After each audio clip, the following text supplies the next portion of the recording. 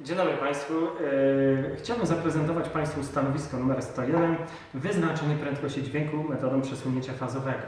Jak tytuł mówi, mamy tutaj wyznaczyć prędkość dźwięku, a więc przypomnijmy sobie przez chwileczkę, czym jest dźwięk. Dźwięk to fala mechaniczna, fala akustyczna. Aby fala się rozchodziła, potrzebny jest ośrodek, bo jest to rozchodzące się w przestrzeni zaburzenie ośrodka mechanicznego. Proszę Państwa, jak będzie się tutaj to, jak jest budowane to ćwiczenie. Po pierwsze mamy generator impulsów sinusoidalnych. Częstotliwość tych impulsów możemy mierzyć za pomocą miernika częstotliwości. Sygnał sinusoidalny dociera do głośnika. Głośnik pod wpływem impulsów sinusoidalnych, membrana głośnika drga, wytwarza fale akustyczne, docierają one do mikrofonu. Zwróćcie Państwo uwagę, że mikrofon może przemieszczać się na wózku, czyli możemy zmieniać położenie. Sygnał z generatora, oprócz tego, że przedostaje się do głośnika, również przekazywany jest do oscyloskopu. Do oscyloskopu również jest przekazywany sygnał z mikrofonu. Przypomnijmy sobie jeszcze króciutko, na czym polega rozchodzenie się fal akustycznych w powietrzu. W powietrzu mogą się rozchodzić tylko fale podłużne.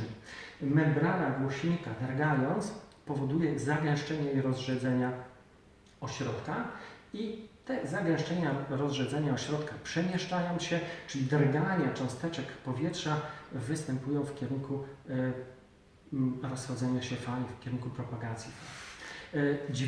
Dźwiękiem nazywamy fale mechaniczne, fale akustyczne o częstotliwościach. Najszerszy zakres, jakbyśmy wzięli pod uwagę, od 16 kHz od 16 Hz do 20 kHz. Niemniej jednak przeciętny człowiek słyszy w mniejszym zakresie te fale. Dzisiaj mamy tutaj zmierzyć prędkość rozchodzenia się fal akustycznych. Przyjrzyjmy się naszemu generatorowi. Jest to generator mocy. W tej chwili mogę zmieniać za pomocą tego generatora moc wysyłanego sygnału. Poza tym mogę regulować częstotliwość tego sygnału. Wartość częstotliwości, jaką zadałem, możemy zmierzyć za pomocą miernika częstotliwości. Popatrzmy teraz na nasz układ. Ustawiłem mniej więcej teraz około 5 kHz, czyli to jest częstotliwość rzędu 5000 Hz. Sygnał dociera przewodem do głośnika i będzie docierał również z pewnym opóźnieniem do mikrofonu. W zależności od tego, czy mikrofon znajduje się bliżej, czy dalej od głośnika, będziemy odbierali sygnał mniej lub bardziej opóźniony w stosunku do sygnału nadawanego. Spójrzmy teraz, co się dzieje na oscyloskopie. Na oscyloskopie możemy zaobserwować figury, tak zwane figury Lissajous. Ja może tu spróbuję jeszcze dostroić troszeczkę ten oscyloskop.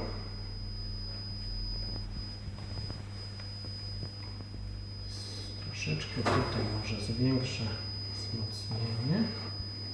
Tutaj tak. I spróbujmy zobaczyć, jakie figury Lissajous uda nam się zaobserwować.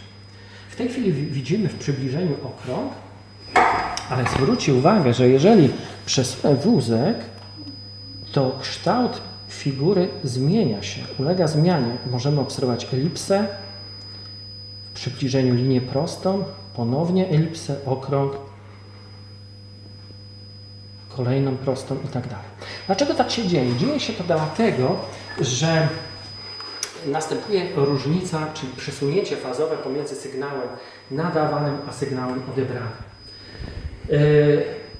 W zależności od położenia wózka będziemy obserwowali różne przesunięcia fazowe. Jak wyznaczyć, może przypomnijmy sobie, z jakiego wzoru wyznaczymy prędkość. Prędkość wyznaczymy z dobrze znanego wzoru. Prędkość równa się częstotliwość razy długość fali. Częstotliwość fali mamy zadaną tutaj na tym naszym mierniku częstotliwości, natomiast to, co nas interesuje, to wyznaczenie długości fali. Jak to zrobić? Najłatwiej wyznaczyć to, znajdując dwie takie same figury Lissajous. Wtedy będziemy pewni, że przesunięcie fazowe pomiędzy sygnałem nadawanym i sygnałem odebranym będzie wynosiło 2π, czyli generalnie możemy powiedzieć, że będzie równy pewnej długości fali. Spójrzmy, jakby było to najłatwiejsze. Najłatwiej zrobić to na prostej. Prosta jest dosyć dobrze zdefiniowana, ale musimy szukać dwóch prostych o tym samym współczynniku nachylenia. Zapiszmy sobie na początek wartość, którą tutaj mamy, 29,1 cm. Kolejna wartość, dla której znajdę tu prostą, to jest niecałe 33 cm, ale zwróćcie Państwo uwagę, że współczynnik nachylenia prostej tej krzywej jest odwrotny, a my poszukujemy takiego samego współczynnika nachylenia prostej. To jest kolejne położenie, dla którego będziemy obserwowali, więc ten sam współczynnik nachylenia prostej. Zapiszę sobie tę wartość, to jest dokładnie tutaj 36 cm, prawie 36 cm. Proszę Państwa, a więc następne położenie to jest 36 cm.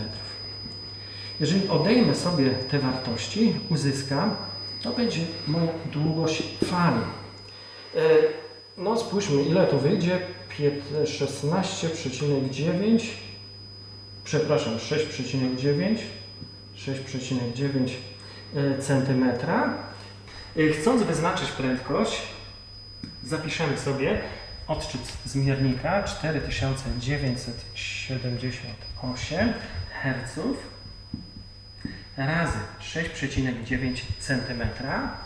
Wygodniej będzie nam przejść na jednostki układu SI 4978 1 przez sekundę razy 0,069 metra, co daje w przybliżeniu wynik 343 metry na sekundę.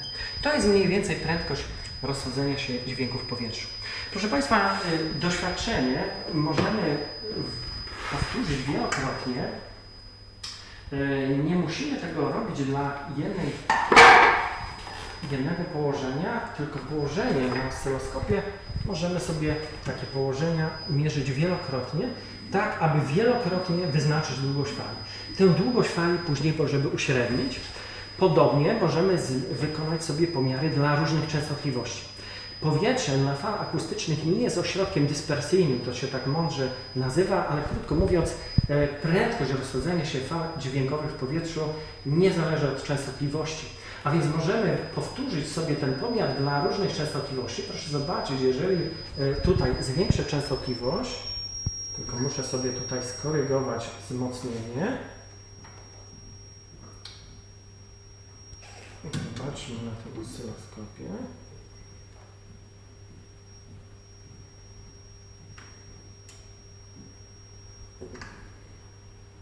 Zobaczyć, mogę te same pomiary powtórzyć tym razem dla innych częstotliwości. Troszeczkę muszę skorygować to położenie.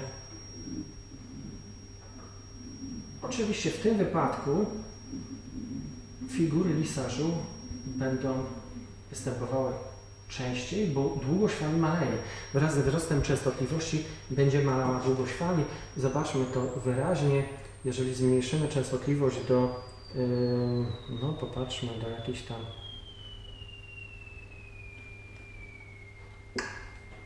częstotliwości wyraźnie mniejszych,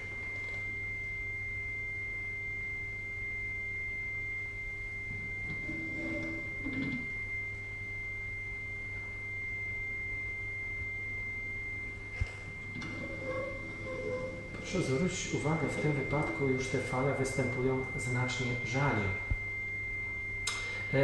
Co jeszcze będzie potrzebne do pomiarów? Będzie potrzebna temperatura.